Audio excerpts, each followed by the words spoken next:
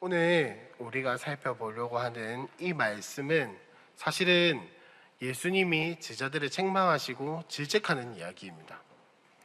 그리고 이 이야기가 사랑이 없으면은, 진짜 예수님 마음이 없으면은 사실 혼내고 내가 율법적으로 매이게 되고 이렇게 눌리게 되는 그런 말씀으로 들릴 겁니다. 그러나 진짜 예수님이 제자들에게 뭘 바라시는지 알고 나를 향한 예수님의 마음이 어떤지를 알면은 이거는 그냥 질책으로 끝나는 말씀이 아니라 우리의 방향성을 잡아주는 말씀으로 들릴 줄로 믿습니다. 오늘 여러분들도 이 말씀을 함께 나눌 때 눌리지 마시고, 하나님이 나한테 질책하시는구나, 하나님이 나한테 뭐라 하시는구나, 혹은 저기 서 있는 박 목사가 내가 꼴보기 싫은갑다 이렇게 듣지 마시고, 예수님이 이 제자들의 방향성이 안 잡아진 것에 대한 안타까움을 가지시고 이들의 방향성을 알려주시기 위해서 말씀하셨구나, 이렇게 듣는 시간이 되었으면 좋겠습니다. 그리고 이 말씀을 듣고 우리가 은혜를 받고 우리의 삶의 방향성이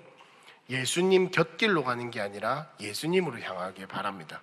오늘 사실 이 말씀을 제가 나누고 싶은 결론은 딱 하나입니다. 우리는 예수님의 곁가지를 보면 안 됩니다. 예수님의 곁가지를 보면 안 됩니다. 예수님을 봐야 합니다. 예수님을 믿어야 하고 예수님의 곁가지를 믿는 게 아니라 예수님 그분을 믿어야 합니다. 무슨 말이냐? 요한복음에 보면 예수님이 자신과 언약의 백성들의 관계를 어떻게 설명을 하시냐면 포도나무와 가지의 관계로 설명을 하십니다. 제가 새벽기도 때도 이야기를 했지만 가지는 어디에 붙어 있어야 살 수 있습니까? 나무에 붙어 있어야 살 수 있죠. 가지가 다른 가지에 붙어서 이 가지를 통해서 살겠다고 하면 답이 없습니다. 가지가 자기가 뿌리를 내어서 살 수도 있겠죠. 근데 그렇게 하면은 너무나도 힘들고 어렵게 될 것입니다. 우리는 예수님이라는 나무가 있습니다. 그렇다면 가지인 우리는 어디에 붙어 있어야 하냐? 나무에 붙어 있기만 하면 됩니다. 근데 우리가 예수를 믿을 때 어떻게 자꾸 믿냐면은 자꾸 저 가지가 좋아 보인다, 이 가지가 좋아 보인다, 자꾸 그걸 따지고 판단하고 이 가지에 붙어야겠다, 저 가지에 붙어야겠다, 요거를 생각을 하거든요. 근데 그게 아닙니다. 가지는 나무에 붙어 있기만 하면 됩니다. 가지는 다른 데 붙어 있는 것이 아니라 나무에 붙어 있어야 합니다. 근데 우리는 자꾸 그 곁가지를 본다는 거죠. 오늘 이 말씀을 통해서 우리의 방향성이 다시 한 번 더 잡힐 줄로 믿습니다. 말씀을 한번 보겠습니다. 오늘 말씀의 내용은 이렇습니다. 간단합니다. 그렇게 어렵지 않습니다. 예수님과 제자들이 함께 배에 탔습니다. 근데 지금 떡이 몇 개가 있다고 돼 있죠? 하나밖에 없다라고 돼 있죠. 적어도 일단 단순 계산을 한번 해봅시다. 예수님 제자 12명 플러스 예수님 13명이죠. 배를 이렇게 운전하는 거야. 거기에 원체 어부들이 있으니까 알아서 한다 치고 최소 13명, 혹은 거기에 다른 사람들도 더 있었을 수도 있었겠죠. 그러면 대충 한 15명이라 쳐봅시다. 떡 한 개가 얼마나 클지 모르겠는데 15명이 나눠 먹을 수 있을까요? 없을까요? 보통은 없다고 생각을 하겠죠. 떡 하나가 커봤자 얼마나, 이따시만한 그런 것도 아닐 거고, 한 명이 먹을 정도의 떡을 가지고 있었을 것이고, 예수님이 갑자기 누룩에 대한 이야기를 하니까 제자들이 뭐라고 이야기를 합니까? 야, 큰일 났다. 예수님 빵 없어서 화났는갑다. 이러니까 예수님이 거기에 더 화가 나신 거예요. 지금 뭐라 너 지금 떡이 중요하나? 너희의 마음의 방향성이 어디를 향해 있냐? 그거에 대해서 이야기를 하시고 끝나는 게 오늘 말씀의 내용입니다. 그렇게 어렵지 않아요. 근데 오늘 여러분 말씀을 다시 한번 눈으로 보시면 15절에 예수님이 제자들에게 바리새인들과 헤롯의 누룩을 주의하라고 이야기를 하십니다. 근데 15절을 한번 빼고 14절, 16절, 17절을 한번 읽어보세요. 그렇게 어색하지 않습니다. 예수님이 갑자기 뜬금없이 누룩에 대한 이야기를 하신 것처럼 보입니다. 그죠? 14절에서 16절로 바로 넘어가도 아무 이상한 게 없어요. 아무런 이상한 게 없어요. 내용상에.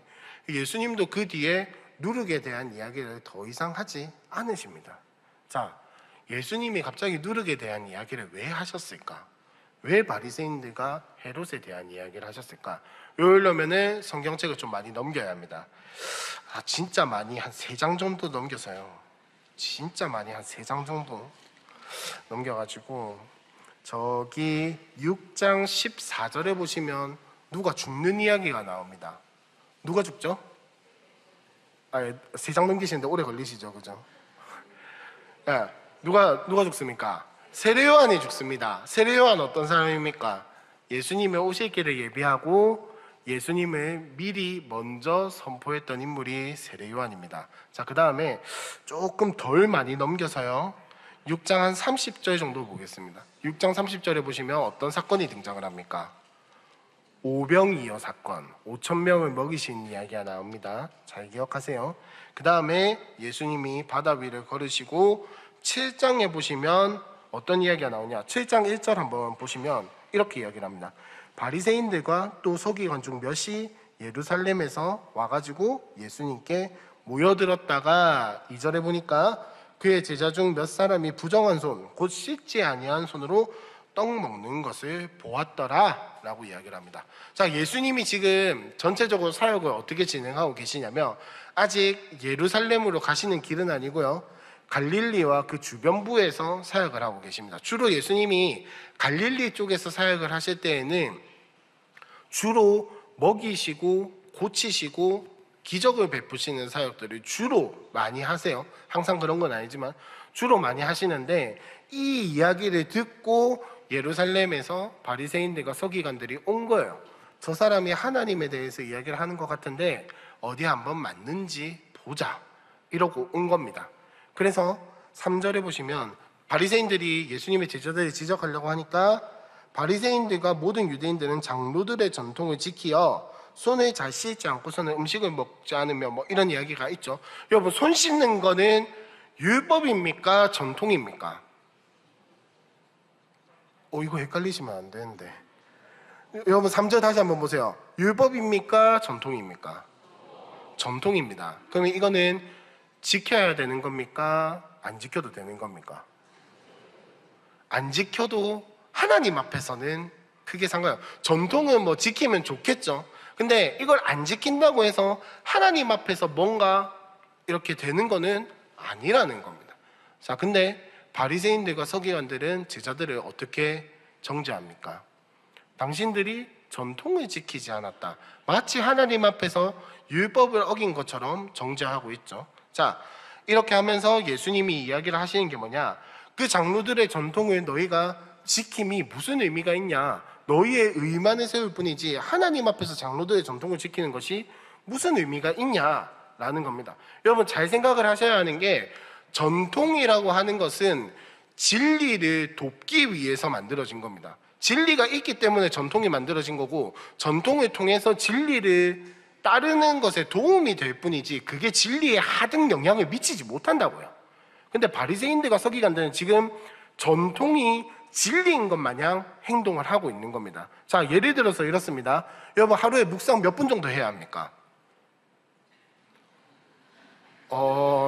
이 싸한 분위기 익숙합니다. 괜찮습니다.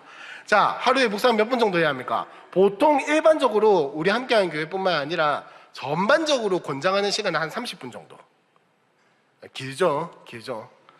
길잖아요, 그죠? 30분 동안 묵상하는 게 얼마나 보통은 그런데 30분보다 못하면 묵상 안 한 겁니까? 30분보다 더 하면 묵상 잘한 겁니까? 아니죠. 30분은 그냥 가이드라인일 뿐이지 그게 묵상을 잘하고 말고, 혹은 그게 진짜 하나님과 관계하고 말고의 문제는 아니라는 겁니다. 근데 바리새인들과 서기관들은 뭘 지적하냐면, 야, 네 묵상 30분 했어 안 했어? 29분 59초 했다고? 아, 네 하나님 만난 거 아니야? 요런 맥락의 이야기를 하고 있는데 예수님이 그걸 지적을 하시는 거예요. 자, 흐름이 지금 아시겠습니까? 그러다가 그 뒤에 나오는 이야기가 뭐냐면은, 자, 7장 24절 한번 보시면, 소제목 있으신 성경책 가지신 분들은 소제목이 뭐라고 되어 있습니까? 수로보니게 여인의 믿음. 자, 이 수로보니게 여인 어떤 이야기입니까? 예수님에게 가서 이렇게 이야기를 하죠. 개들도 주인의 밥상에서 떨어지는 부스러기를 먹고 살아가는데 나도 그런 은혜라도 받고 싶습니다 라고 이야기를 하는 게 요 여자의 이야기입니다. 자, 지금 이야기의 흐름을 계속 보시면은 마가가 약간 의도한 바가 있어요.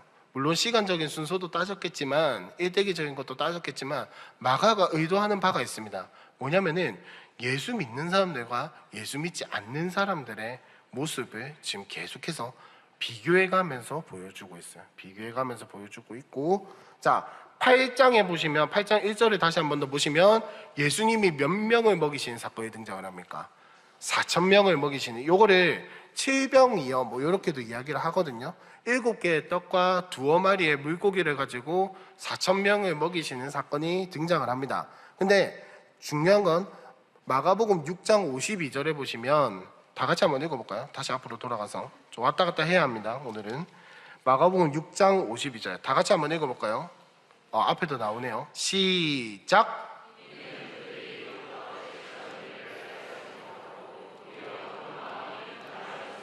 자, 6장 52절 앞에 무슨 사건이냐? 오병이어 사건입니다. 예수님이 떡 5개와 물고기 2마리를 가지고 12광주리가 남도록 음식을 베풀어 주셨음에도 불구하고 사람들은 어떻게 받아들였다고 되어 있습니까?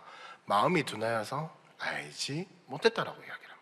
근데 8장에도 보시면 예수님이 다시 한 번 더 7개의 떡과 2어마리의 물고기를 가지고 4,000명을 먹이시는데 14절, 15절, 16절 우리가 오늘 읽었던 말씀을 보면 배에 한 15명, 20명 이렇게 탔다 칩시다. 떡 1개밖에 없어요. 여러분이라면 어떻게 하시겠습니까? 뭐 콩 한 쪽이라도 나눠 먹든지. 근데 배에 예수님이 타고 있어. 어떻게 하면 되겠습니까? 저라면은 예수님한테 들고 가서 이거 15개로 불려주시면 안 돼요.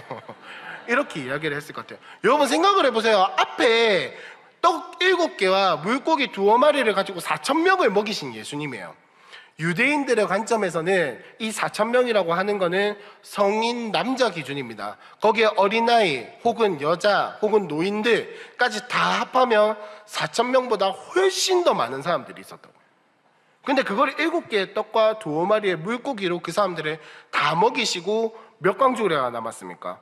7광주리가 남았다니까요. 근데 제자들은 지금 어떻게 하고 있습니까? 떡 하나밖에 없어서 야 예수님 화났는갑다. 떡 1개밖에 없어서 다 나눠 먹을 게 없어서 예수님 지금 굉장히 기분이 언짢으신갑다. 이렇게 이야기를 하고 있다고요. 무슨 말입니까? 똑같아요.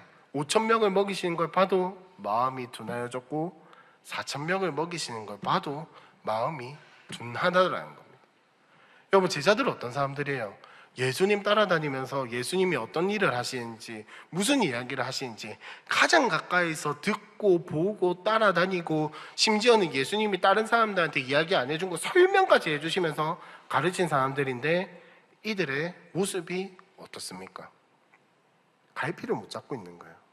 예수님이 이걸 왜 주시는 거지? 예수님이 이런 사역을 왜 하시는 거지? 갈피를 도무지 못 잡고 있는 겁니다. 자, 서론입니다. 이제 1번 본격적으로 한번 들어가 보겠습니다. 첫 번째, 이 모든 이야기에서는 예수 믿지 않는 사람들에 대한 이야기가 나옵니다. 자, 첫 번째, 내가 원하는 것을 주는 예수님을 믿고 있습니다. 자, 생각을 해보세요. 이 예수님을 믿는 사람들, 5,000명을 먹이실 때 예수님을 따라다니던 사람들은 예수님이 떡 5개와 물고기 2마리로 5,000명 넘게 먹이신 걸 보고 어떻게 합니까? 예수님을 왕으로 세우려고 해요. 예수님이 이걸 왜 주셨는지, 이걸 왜 이런 기적을 보여주셨는지, 예수님이 어떤 분이신지를 고민하는 게 아니라 야, 저 사람 기적이 있네, 저 사람 능력이 있네, 우리의 왕으로 세워서 우리의 문제를 해결해 달라고 하자. 예수님이 어떤 분이신지에는 이 무리는 관심이 없어요. 예수님이 어떤 기적을 베푸시는지에 대한 관심이 있어서 이 사람을 왕으로 세워서 뭘 하려고 했겠습니까? 유대인들은 이때 속국이었단 말이에요. 로마의 속국이었다고요. 지배를 받고 있었다고. 그러면 자연스럽게 유대인들이 원하는 게 뭐겠습니까? 독립이겠죠. 우리나라 일제강점기 때 백범기구 선생의 소원이 3가지였는데 되게 말을 되게 잘해가지고 3가지인 것처럼 이야기하지만 결국은 1가지였죠.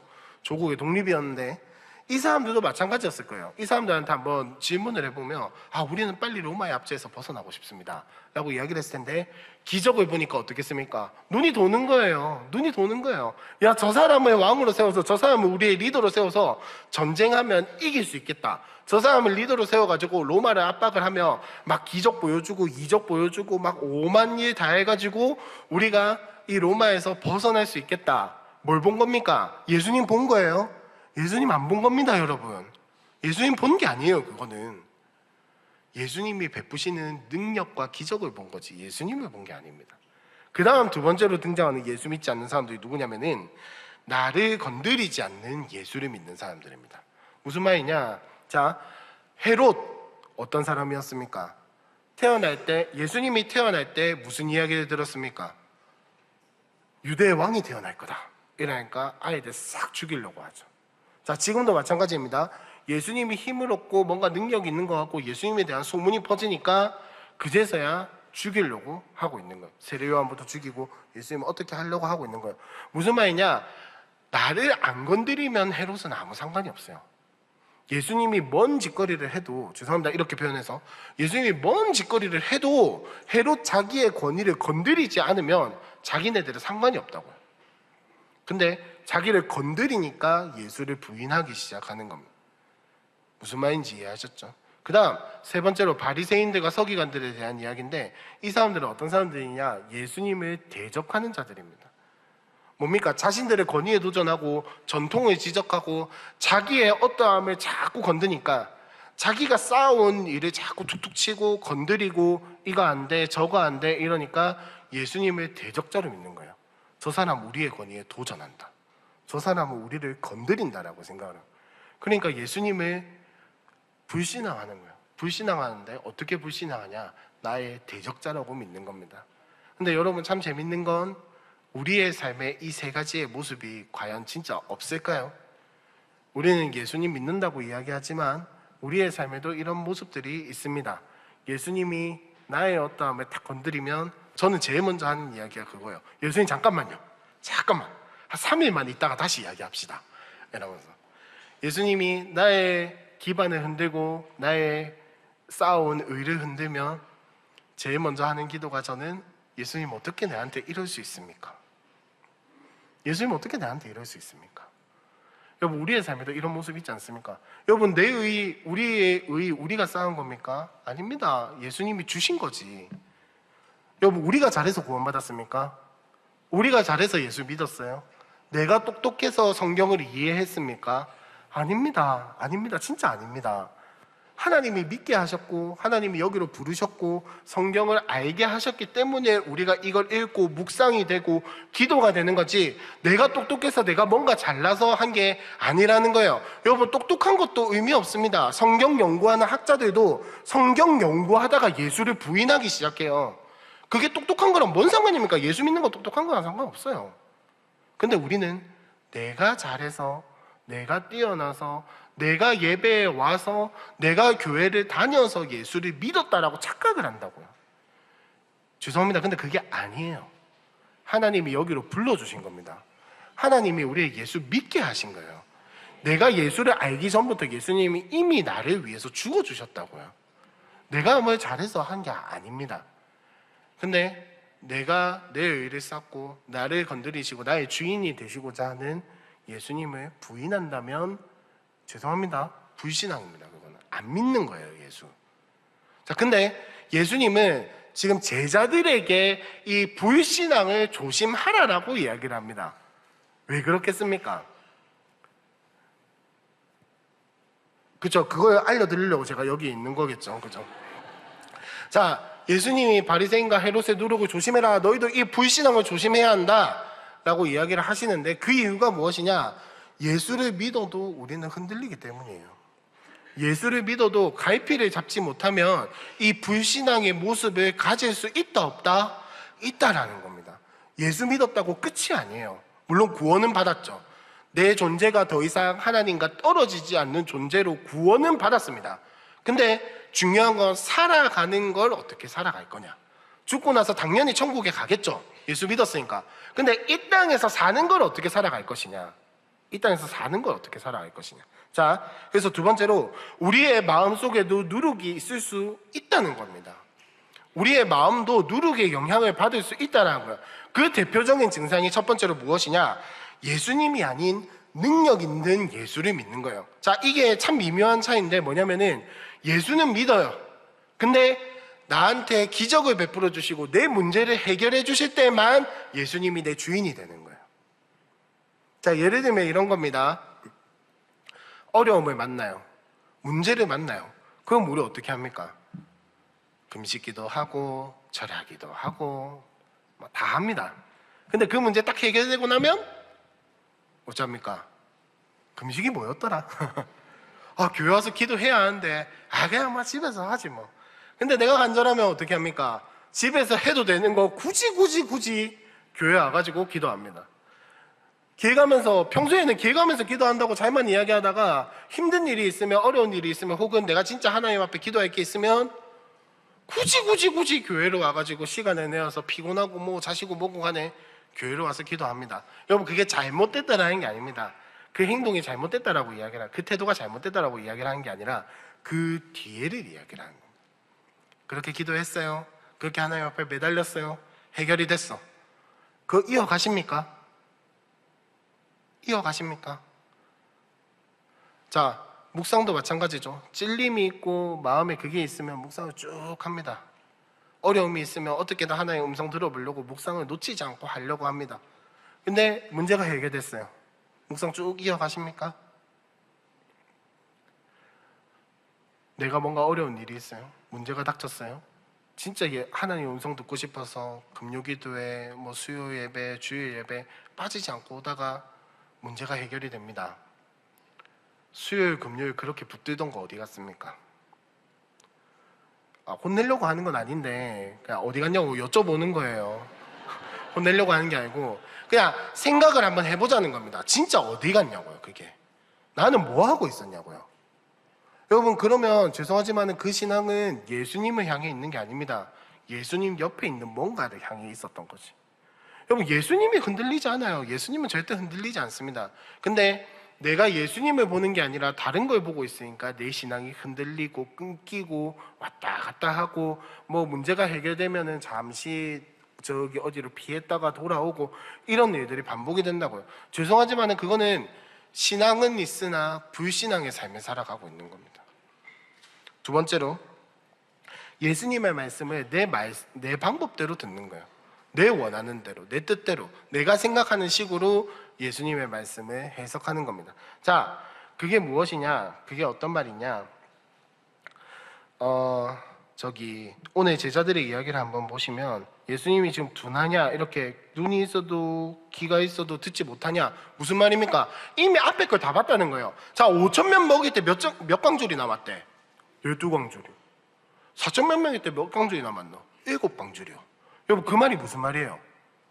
내가 떡 그거 가지고 사람들한테 어떻게 먹여 살리대를 물어보시는 건데, 제자들은 그걸 보고도 떡 한 개 가지고 바등바등 하고 있는 거예요. 여러분, 아까 웃자고 이야기를 했지만 진짜 우리가 만약에 이 상황이라면 어떻게 해야겠습니까? 진짜로 웃자고 한 이야기였지만 진짜로 떡 들고 가서 예수님 이거 어떻게 할까요? 물어봐야 하는 거 아닙니까? 진짜로요. 떡을 먹어야 하잖아요. 배고프잖아요. 밥을 먹어야죠. 근데 이거밖에 없어. 어떻게 합니까? 5,000명을 먹이신, 4,000명은 먹이신 예수님한테 가가지고 예수님 이것밖에 없는데 어떻게 할까요? 이거 좀 늘려주시면 안 됩니까? 이게 솔직한 우리의 태도가 돼야 하는 거 아닙니까? 근데 우리는 내 식대로 생각하는 거예요. 5,000명이 안 되니까 안 먹이시는구나. 4,000명이 안 되니까 안 먹이냐. 스케일이 이마에 안 되니까 기적을 안 베푸시는 건가? 내 마음대로 생각하고 재단하고 평가하고 잣대질 해가지고 예수님을 믿는 거예요. 예수님, 여러분 한번 상상해 봅시다. 예수님이 배에 있을 때 그렇게 떡 하나를 들고 가서 예수님 이거 가지고 우리 좀 다 먹여주시면 안 될까요? 라고 물어보면 예수님 뭐라 하실까요? 안 된다. 최소 인원 30명이다. 이렇게 하셨을까요? 단체 인원은 30명부터다. 아마 이런 이야기 하셨을까요? 아니잖아요. 우리가 믿는 예수님 뭐라고 대답하겠습니까? 얼마든지. 그래, 같이 나눠 먹자. 필요하다면 물고기도 잡아온다. 같이 나눠 먹자. 이렇게 이야기하지 않으셨을까요? 근데 우리는 그 생각을 안 하는 거예요. 예수님이 어떤 분이신지는 관심이 없는 거예요. 예수님이 어떤 기적을 베푸시는지, 예수님이 어떻게 하면 먹이시는지에 관심이 있는 거지, 어떻게 하면 예수님한테 얻어낼까에 관심이 있는 거지, 예수님이 어떤 분이신지에 대해서는 관심이 전혀 없는 게 우리의 마음속에 누룩이 있는 모습이라는 겁니다. 자, 그래서 세 번째로, 여러분은 어떤 걸 선택하시겠습니까? 예수님을 선택하시겠습니까? 아니면 예수님 옆에 있는 무언가를 선택하시겠습니까? 그렇죠. 대답해 주셔서 감사해요. 예수님 선택해야 합니다. 예수님 선택해야죠. 우리가 뭘 선택하겠습니까? 예수님을 선택해야죠.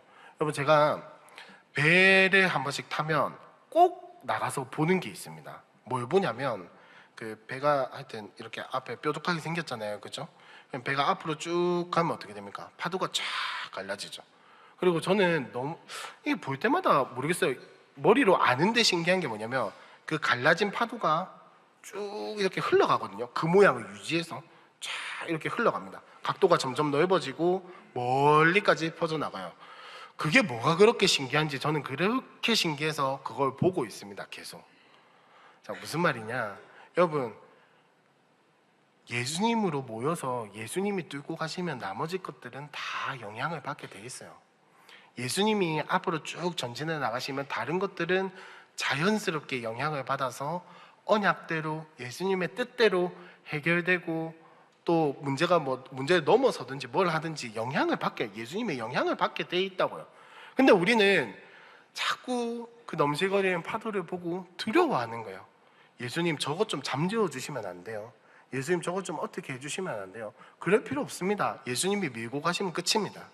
예수님 뒤에 우리가 붙어서 따라가면 끝이라고요.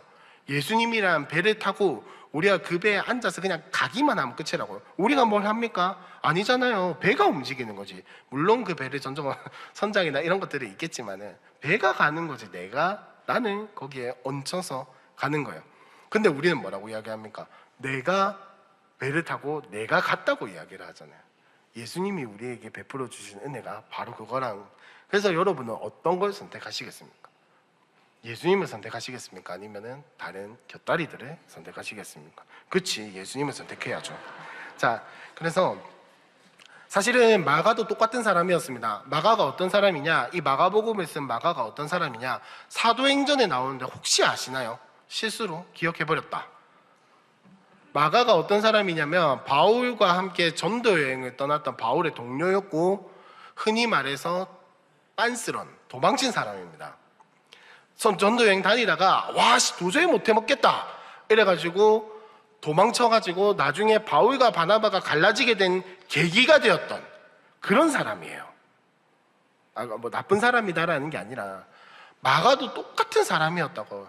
그래서 사도행전에서는 뭐라 이야기를 하냐면 마가라 하는 요한이라고 이야기를 해요. 그 사람이 아마 이 마가복음을 쓴 마가의 확률이 굉장히 높습니다. 자, 무슨 말이냐? 마가도 처음부터 뭘 잘해서 복음서를 쓰거나 처음부터 예수님을 잘 믿어서 복음서를 쓰고 뭐 이런 게 한 게 아니라고요. 이 사람도 똑같은 사람이었다고요. 사명을 가지고 달려가다가 때로는 벗어나기도 하고 돌아오기도 하고, 이 사람도 마음속에 누룩의 영향을 받고 막 이렇게 왔다 갔다 하면서 살아간 사람이라고요. 근데 그 사람이 전하는 메시지가 뭡니까? 예수만을 바라봐야 한다는 겁니다. 예수님이 전하신 메시지와 동일해요. 그래서 결국은 마가라는 그 요한이 어떻게 되냐면은 나중에 바울과 함께 다시 동역하는, 그리고 바울이 로마로 갔을 때 바울을 보필하고 도왔던 그런 사람으로 살아가게 됩니다. 자, 여러분, 마가라는 요한이 이야기를 하고 싶은 내용이 뭐였을까요? 굳이 의도적으로 이 이야기를 배치를 하고 그 다음에 아까 15절 이야기를 했었는데, 이 15절이 여기서 빠져도 될 만큼 약간은 어색한 이야기거든요. 그래서 성경학자들은 뭐라고 이야기를 하냐면, 예수님이 이 말을 여기서 한 게 아닐 수도 있다. 마가가 뭔가 의도해가지고 이 이야기를 잡아놓은 걸 수도 있다. 이 맥락이 아닐 수도 있다라고도 이야기를 하거든요. 근데 뭐 그게 맞냐 안 맞냐를 따지는 게 중요한 게 아니라, 마가가 이렇게 해서 무슨 메시지를 의도한 거냐고요. 무슨 메시지를 의도했을까요? 예수밖에는 볼 데가 없다라는 겁니다. 예수 말고는 볼 게 없다라는 거예요. 바리새인들과 헤롯의 누룩을 주의하여서 우리가 볼 것은 무엇이냐? 불신앙처럼 예수님의 곁다리만을 보고 예수님으로부터 흘러나오는 걸 볼 게 아니라 예수님을 봐야 한다는 겁니다. 그래서 에스겔에 보면 이런 환상이 있습니다. 성전 동편으로부터 해가지고 물이 쫄쫄쫄쫄쫄 흘러나와가지고 그 땅을 한 바퀴 돌고 밑에 강가가 생기고 과실나무가 생기고, 그래서 거기서 뭐 언약의 백성들이 살았더라 뭐 이런 이야기가 나오는데, 여러분 그러면 중요한 건 성전 동편에서부터 나오는 생수의 근원입니까? 강이 중요합니까? 어떤 게 중요해요? 생수의 근원이 중요하죠. 강은 생수의 근원이 마르는 순간 강은 끝장입니다. 그 강가에 아무리 좋은 나무가 있고 아무리 먹기 좋은 과일이 있다 할지라도 강이 끝장나면 나무는 아무것도 아니에요. 강은 근원이 끝장나면 아무것도 아니게 됩니다. 무슨 말이냐? 그 생수의 근원으로부터 흘러나오는 물이 무엇을 살리는가가 중요한 것이지, 생수의 근원을 나와가지고 생명이 중요한 게 아니라 생수의 근원이 중요하다라는 겁니다. 여러분 예수님도 마찬가지입니다. 예수님으로부터 흘러나오는 것들이 참 많습니다. 많은데 그게 중요한 게 아니라는 거예요. 우리가 바라봐야 할 분은 누구다?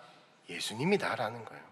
자, 그래서 이 뒤에 이렇게 어리석다 혹은 우둔하다 어둡다라고 질책을 들었던 제자들 중에 한 명 베드로가 나중에 빌립보 가이사랴 여러 마을로 돌아다니다가 예수님이 너희는 나를 누구냐 하는 그 질문에 베드로는 뭐라고 대답을 하냐면 주는 그리스도시요 살아계신 하나님의 아들입니다. 여러분 이게 예수 믿는 자의 고백이 되어야 합니다. 예수 믿는 자의 고백은 능력이 있는 예수님을 믿습니다. 내 문제를 해결해 주신 예수님을 믿습니다. 뛰어넘게 하시는 예수님을 믿습니다가 아니라 주는 그리스도시요 살아계신 하나님의 아들이십니다. 이런 고백이 터져 나와야 한다고요. 근데 우리는 어떻게 고백합니까? 내 문제가 해결되면 아이고 예수님 감사합니다. 어려우면 예수님 나한테 왜 그러십니까? 잘 되면 아유 예수님 좋습니다. 근데 아무 그거 없이 평안하게 지나갈 때는 입에서 예수님의 예자도 잘 안 나오는 게 우리의 모습입니다. 예수님이 이거를 불신앙과 다를 바가 없다라고 이야기를 하세요. 불신앙과 다를 바가 없다라고 이야기를 하신다고요. 우리의 입에서 나와야 할 고백은 슬플 때나 기쁠 때나 나의 한숨을 내쉴 때나 안 내쉴 때나 주는 그리스도시요 살아계신 하나님의 아들이십니다 라고 고백하는 믿음이 있어야 한다는 거예요. 이게 왜 그러냐면 조금만 더 설명을 하면, 자 베드로가 여기서는 안 나오는데 마태복음에서 베드로가 주는 그리스도시요 살아계신 하나님의 아들이십니다 라고 고백을 할 때 예수님이 거기에다 대고 뭐라 이야기를 하시냐면, 그걸 깨닫게 하신 분은 네가 깨달은 게 아니라 성령이 깨닫게 하셨다라고 이야기를 하거든요. 자, 내가 예수님, 내 생각으로 내 판단으로 예수님을 믿으려고 하면 이 고백이 안 나온다는 거예요. 성령이 깨닫게 하셨기 때문에 이 고백이 나온다는 건데, 여러분 예수 믿는 게 내 힘이 아니라 하나님이 하신 줄로 믿습니까? 내가 예수를 믿게 되고 내가 구원을 받은 게 내가 이루어낸 게 아니라 하나님이 나에게 주신 걸로 믿으십니까? 그러면 여러분 우리도 베드로와 마찬가지로 우리의 입에서 나와야 할 고백은 주는 그리스도시요 살아계신 하나님의 아들이십니다가 나와야 하는데, 우리는 자꾸 내가 깨달으려고 하는 거예요. 내가 깨달으려고 하니까 예수님이 이런 분이다라는 고백이 안 나오는 거예요. 진짜 하나님이 깨닫게 하셨고 그걸 인정하고 내가 받아들인다면 내 입에서 자동적으로 나오는 고백은 뭐냐? 주는 그리스도시요 살아계신 하나님의 아들이십니다. 이 말은 상황에 흔들리지 않는다는 거예요. 문제에 흔들리지 않는다고요. 나의 어떠함에 흔들리는 것이 아니라 하나님이 하나님이시기 때문에, 예수가 예수기 때문에, 예수가 그리스도기 때문에 내 입에서 이 고백이 나오는 겁니다. 여러분 이 고백 같이 했으면 좋겠습니다. 주는 그리스도시요 살아계신 하나님의 아들이십니다. 우리 교회가 어떤 상황에 있더라도 주는 그리스도시요 살아계신 하나님의 아들이십니다. 나에게 어떤 문제가 닥쳐와도 주는 그리스도시요 살아계신 하나님의 아들이십니다. 나의 삶에 어떠한 환경이 닥쳐와도 주는 그리스도시요 살아계신 하나님의 아들이십니다. 이 고백이 우리의 입에서 터져 나왔으면 좋겠어요. 그러기 위해서는 우리가 진짜 방향을 어디로 잡아야 하냐? 예수로 잡아야 한다는 거예요. 예수를 잡아야 한다는 거예요.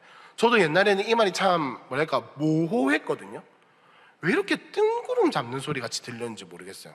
내 문제를 누가 해결해 주시냐? 당연히 예수님이 해결해 주시는데 왜 자꾸 예수만 의지하라고 하는지, 예수를 의지한다는 게 뭔지 이게 전 너무 뜬구름 잡는 소리처럼 들렸거든요. 근데 진짜 그거밖에는 길이 없더라고요. 예수님 의지하는 것 말고는. 그래서 이거를 점검을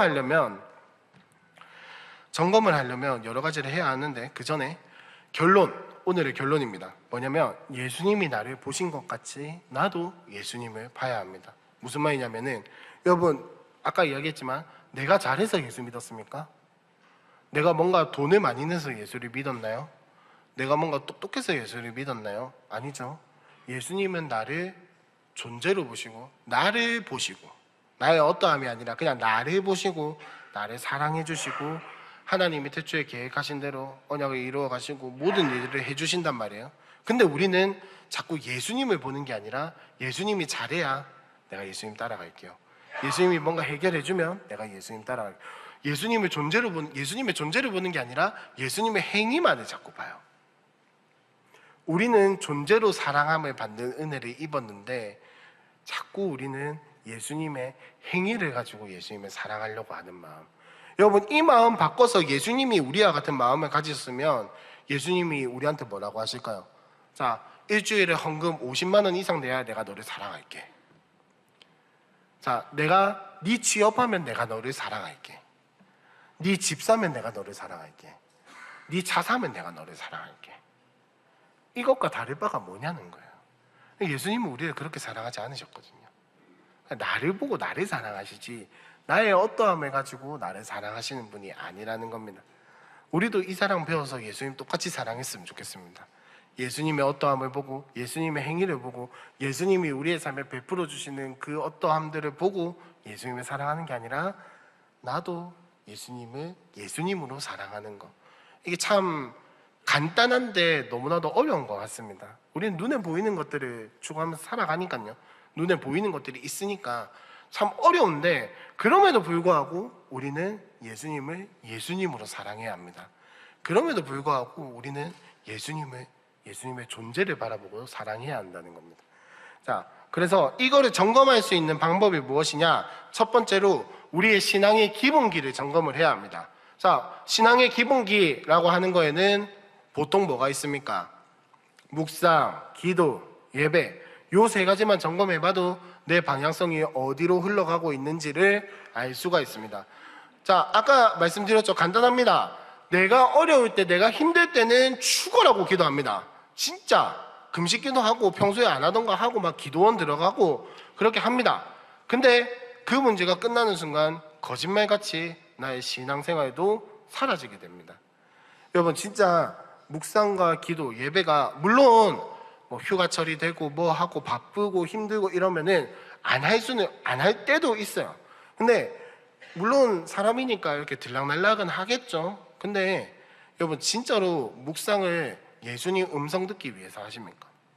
진짜 기도를 하나님께 나의 마음을 아뢰고 나의 필요를 진짜 솔직하게 이야기를 하기 위해서 기도를 하십니까? 너무 화내지 마시고요. 기도하십니까? 예배도 진짜 예배의 자리에 사모해서 나오십니까? 아니면은 그냥 와야 하니까 오십니까? 여러분, 이 기본기 세 가지만 점검을 해도 내 방향이 어디로 흘러가고 있는지가 보여요. 여러분, 진짜 냉정하게 여러분 그냥 뭐 하고 있으니까 괜찮지, 뭐 그냥 뭐 나는 잘하고 있었으니까, 나 오늘 주일 예배 왔으니까 괜찮겠지 라고 생각하고 넘기지 마시고 집에 가서 한번 조용한 시간을 골라서 혼자서 누구랑 이야기를 하셔도 되기는 한데, 일단 먼저 혼자 점검을 해보시고 이야기를 하는 거 추천해 드립니다. 한번 점검해 보세요. 내가 진짜 요새 기도 제목 뭐 했지? 한번 적어도 보시고, 내 묵상한 거 다시 한번 읽고, 혹시 묵상한 거 다시 읽어보시는, 복습하시는 분 잘 안 되거든요. 할 이유도 없다라고 생각을 하고. 근데 내 신앙의 방향을 점검을 하려면 내가 이전에 했던 묵상들을 한번 살펴봐야 합니다. 내가 어떻게 묵상했더라? 내가 어떻게 나눴더라? 이런 것들 쭉 한번 살펴보시면 내 방향이 어디로 흘러가고 있나? 내 묵상이 어디로 흘러가고 있나? 내 기도가 어디로 흘러가고 있나? 내 예배가 무엇을 사모하고 있나? 그리고 이 방향이 제대로 잡히면 여러분, 문제와 환경에 흔들리지 않는 신앙을 갖출 줄로 믿습니다. 그리고 두 번째로, 사실은 처음에는 우선순위를 점검하자라고 소제목을 잡았었는데 그것보다 조금 더 제가 이 우선순위를 점검하는 게 쉽지가 않잖아요. 그죠? 머리로는 예수님이 일바다, 예수님이 최고다 라고 이야기를 하지만 막상 부딪혀보면 이러는 게 우리의 모습이잖아요. 우선순위를 점검한다고 해도 우리는 머리로 그걸 알고 있기 때문에 쉽게 점검이 잘 안 됩니다. 그래서 뭘로 점검을 할 수 있을까를 고민을 하다 보니까 제 머릿속에 뭐가 떠올랐었냐면, 올해 초에 백석구에서 그 청소년들 막 10,000명 모여가지고 캠프를 한 적이 있습니다. 그때 우리 교회 애들이 참가를 해가지고 저도 뒤따라서 쫑쫑쫑쫑 따라갔는데, 그때 그 캠프 프로그램 중에 기도회였나? 하여튼 뭘 하다가 뭐가 나왔냐면 백문일답이라는 게 나왔어요. 혹시 아십니까? 백문일답 뭐냐면은 앞에서 사회자가 질문을 막 던져요. 계속. 그러면 앞에 있는 회중들은 대답을 하나로만 하는 겁니다. 공산당 아니에요, 여러분. 공산당이 아니고 그 대답이 뭐냐? 예수 그리스도입니다. 예수 그리스도. 딴 대답 말고 예수 그리스도만 대답을 하는 거예요. 그래서 제가 진짜 100개인지는 안 세어봤어요. 100개인지는 잘 모르겠고 그 중에 쭉 읽다 보니까 이런 질문들은 우리가 쉽게 대답할 수도 있고 좀 어려울 수도 있겠다, 이런 질문들 몇 개를 가져와 봤는데, 자, 첫 번째로, 우리의 삶의 이유가 무엇입니까?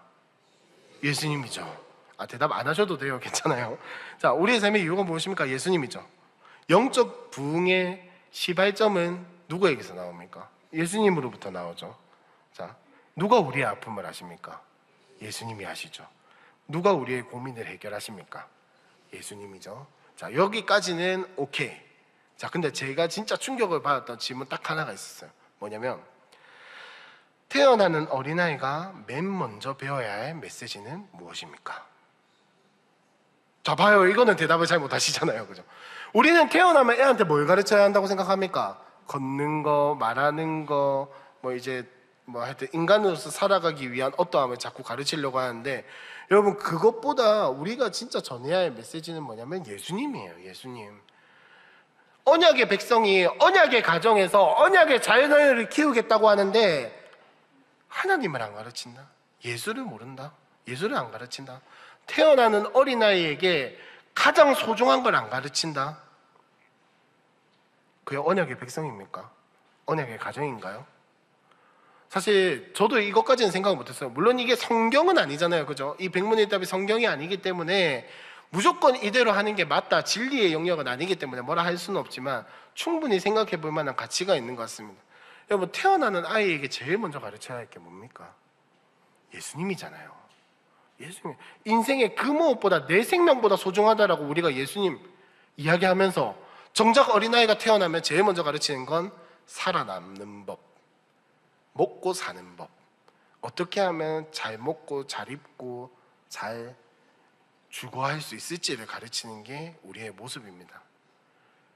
그게 진짜 생명보다 예수가 중요한 건가요?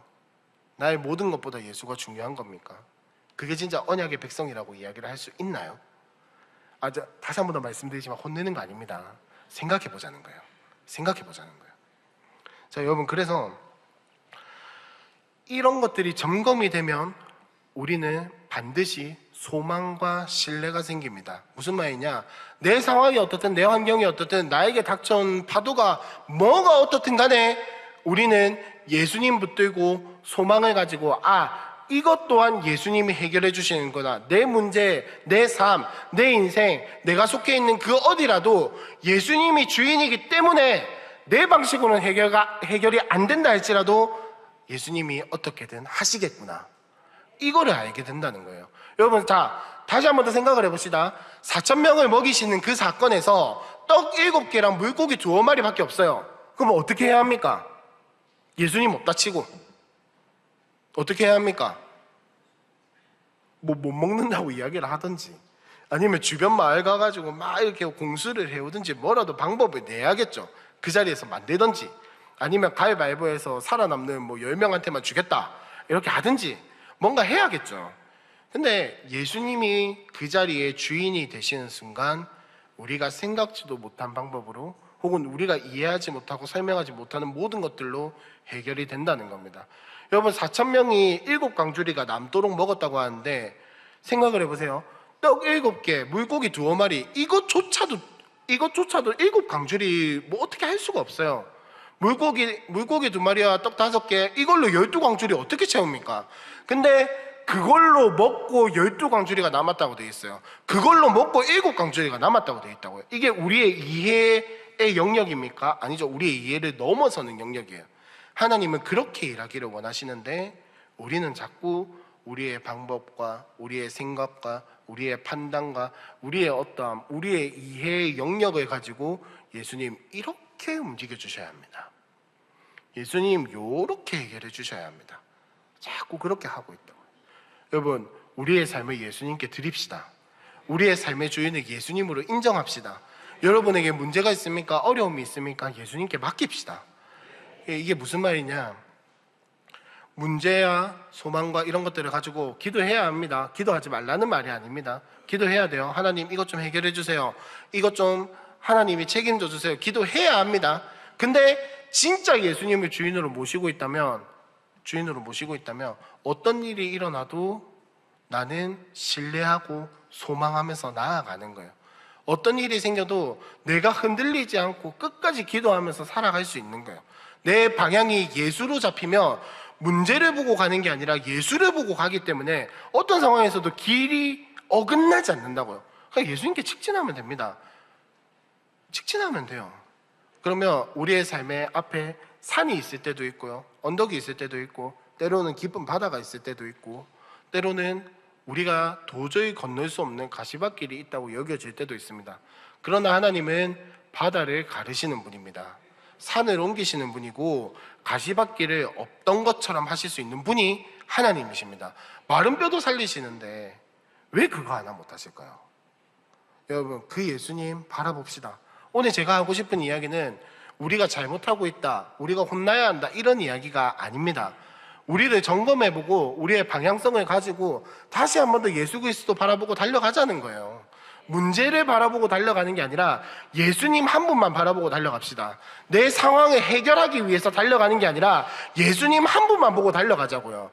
내 인생이 어떻게 될 값에 그거는 내가 책임지는 게 아니라 하나님이 책임지는 겁니다. 그럼 우리는 신뢰하고 나아가야죠. 물론 산이 있고 언덕이 있고 바다가 있고 가시밭길이 있겠지만 그것 또한 하나님께서 책임져 주실 겁니다. 그것 또한 우리가 방향이 예수께로 잡혀 있다면 그거는 하나님이 열어가실 겁니다. 산이 있다고 두려워하지 마십시오.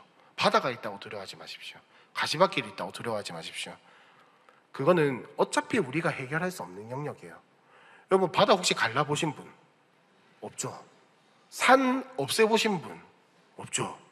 가시밭길 없던 것처럼 하실 수 있는 분, 광야의 길을 열고 사막의 강을 내보신 분? 없어요. 우리는 어차피 어떻게 할 수 없어요. 그러나 하나님은 하실 수 있습니다. 그러나 예수님이 책임지시면 그 모든 게 열립니다. 갈라진다고요. 우리가 바라봐야 할 분은 누구다? 예수 그리스도 한 분밖에 없다는 겁니다. 여러분, 그렇게 우리의 신앙의 방향을 잡고 우리의 신앙을 점검하면서 진짜 예수님의 곁다리를 보면서 살아가는 것이 아니라 예수님 한 분만 바라보고 달려가는 우리 함께하는 교회가 됐으면 좋겠습니다. 우리 함께 이 시간 찬양하고 기도할 텐데, 여러분, 예수님 한 분만 붙드는 게 맞습니다. 추상적일 수 있습니다. 기도를 어떻게 해야 할지, 내가 어떻게 하면 예수님만 붙들 수 있을까, 예수님만 바라볼 수 있을까, 고민되는 건 사실입니다. 근데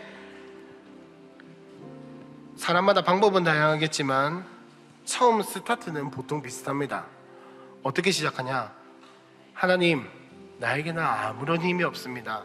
하나님, 나에게는 아무런 능력이 없습니다.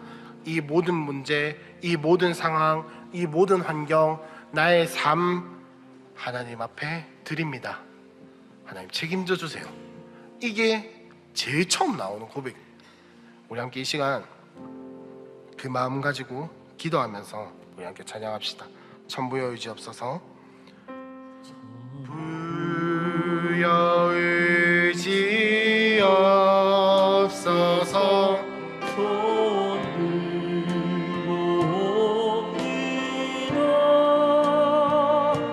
주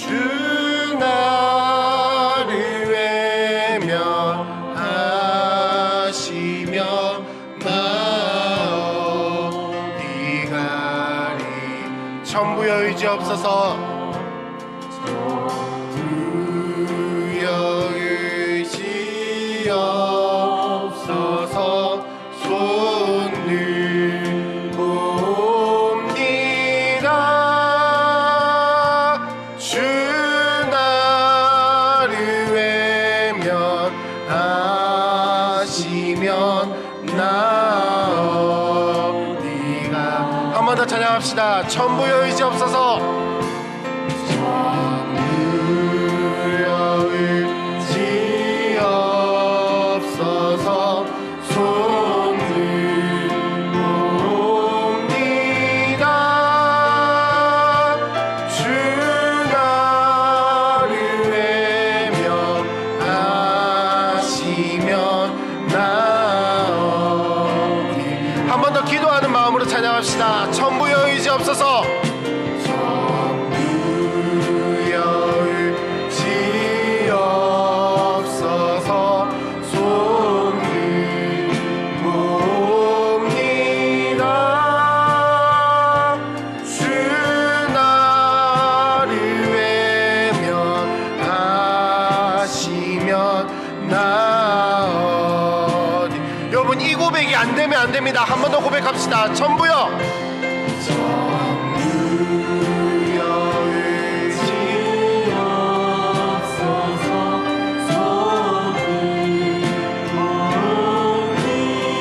주 나를 외면하시면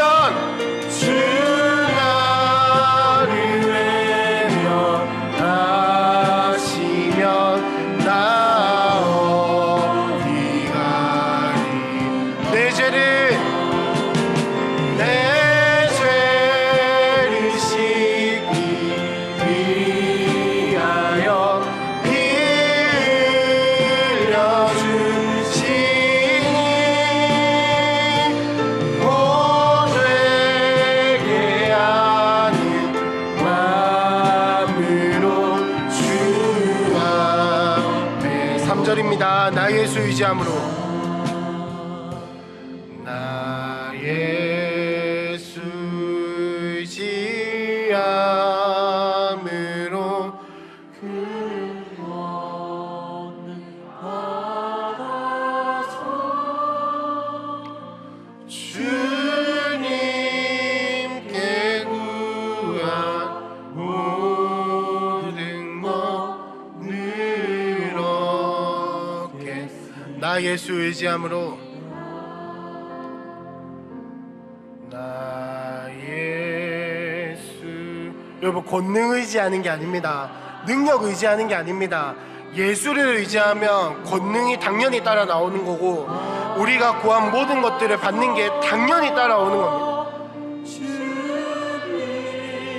주님께 구한 모든 것 누렸겠습니다. 내 죄를 씻기 위하여, 내 죄를 씻기 위하여 피 흘려주시니 곧 회개하는 마음으로, 곧 회개하는 마음으로 주 앞에 옵니다.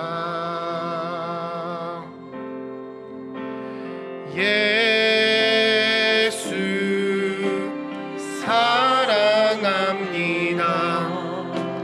사랑합니다. 온 마음 다여 오직 주님 한 분만 간절히 더 원합니다. 예수 사랑합니다. 예수 사랑합니다. 사랑합니다. 온 마음 다여 오직 주님 한 분만 간절히 더 원합니다. 넘쳐나네 넘쳐나네 넘쳐나네 주를 향한 내 속에 갈망이 주님께로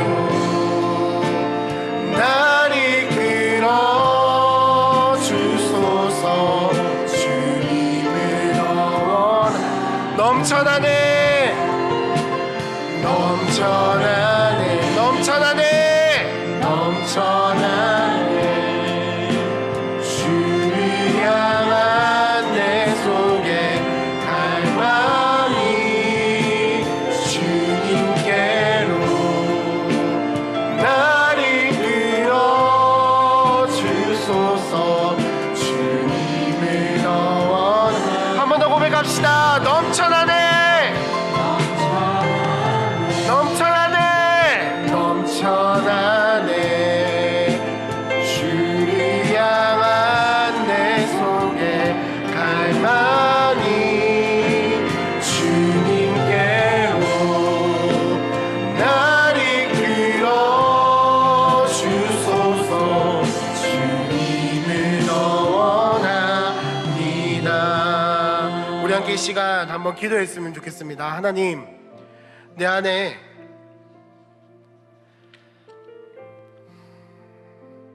하나님을 향한 사랑이 넘쳐나게 원합니다. 이제 예수님을 향한 사랑이 넘쳐나게 원합니다. 주님, 다른 것이 넘쳐나는 것이 아니라, 다른 것을 바라보고 달려가는 것이 아니라 오직 예수 그리스도 한 분만 바라보고 살아가게 하여 주시옵소서. 내 안에 방향성이 문제 해결이 아니라, 기적이 아니라, 내가 어떻게 잘 되는 것이 아니라 예수 그리스도를 바라보게 하여 주시옵소서. 내 삶의 주인이 예수 그리스도임을 인정하게 하여 주시옵소서. 아멘. 우리 교회의 주인이 예수님임을 인정하게 하여 주시옵소서. 아멘. 나의 모든 것을 책임지시는 분이 예수님임을 고백하게 하여 주시옵소서. 아멘. 우리 함께 주여 3번 간절히 부르짖고 기도하겠습니다. 주여 주여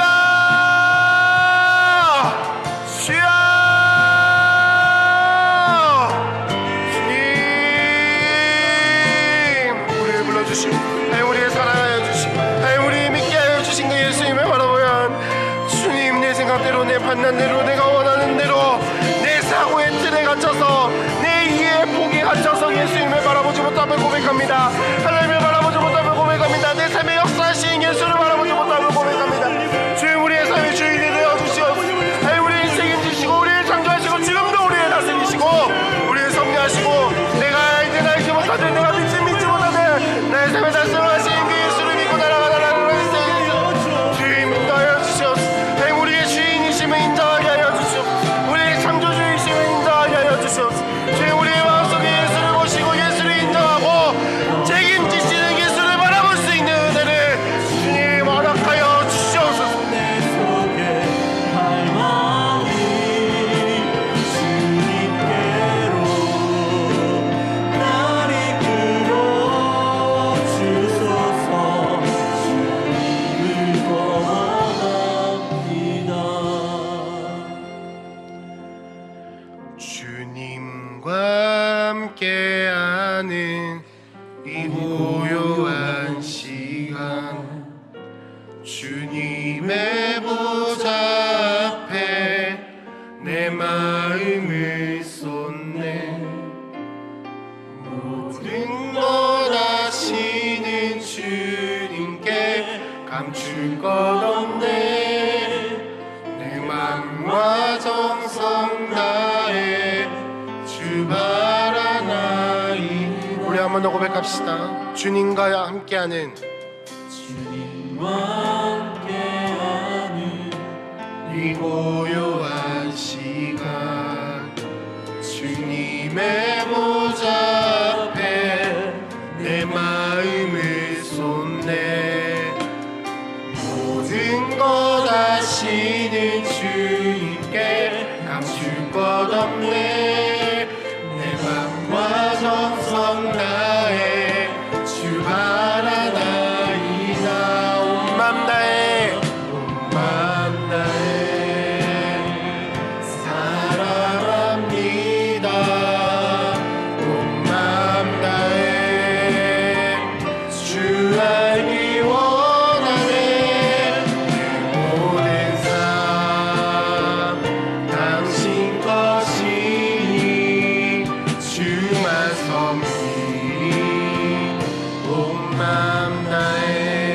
나 염려하잖아도 내 쓸 것 아시니 나 오직 주의 얼굴 구하게 하소서.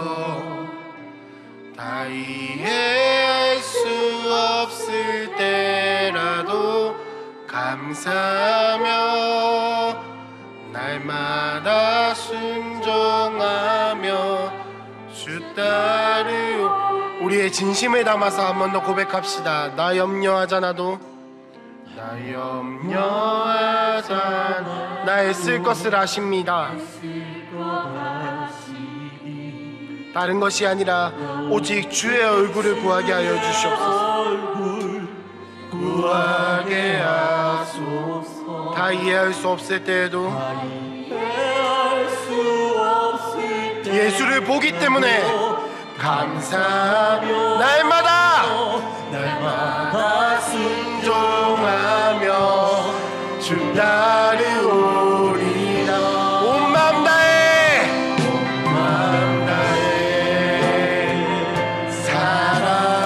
사랑합니다.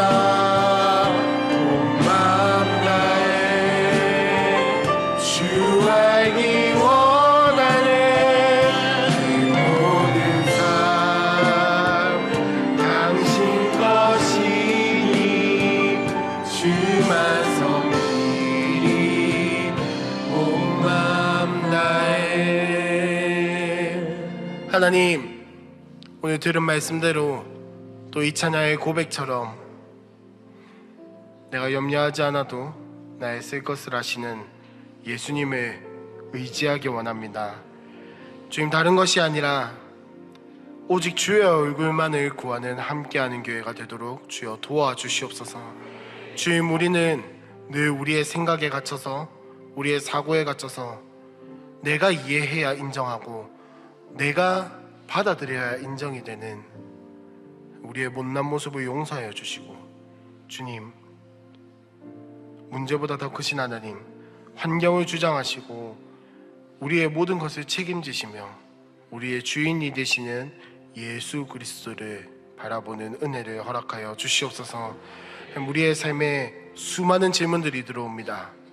그 질문에 우리의 입술에서 주는 그리스도시요 살아계신 하나님의 아들이십니다, 오직 예수 그리스도만 정답으로 외치는 함께하는 교회가 되도록 주여 인도하여 주시옵소서. 묵상 중에 함께하여 주시고 기도 중에 함께하여 주시고 예배 중에 만나 주셔서 주님, 우리의 방향이, 우리의 길이 오직 예수 그리스도를 향하는 귀한 은혜를 누리게 하여 주시옵소서. 우리의 삶의 주인이신 하나님께 그 고백을 물질로 드립니다. 이 고백이 쓰이는 곳에 하나님 나라가 세워지게 하여 주시고, 주님, 무엇보다도 주님을 주인이라고 고백하여 싸우니 주님이 그 인생을 책임져 주시옵소서. 함께하는 교회를 세우셨고 함께하는 교회를 지금까지 인도해 주셨습니다. 주님, 먼 곳에 있는 사람들, 아픈 사람들, 혹은 여러 가지 모양으로 함께하지 못하는 이들 주님 붙들어 주시고 도와주시고 이 은혜를 동일하게 누릴 수 있도록 주여 은혜를 베풀어 주시옵소서.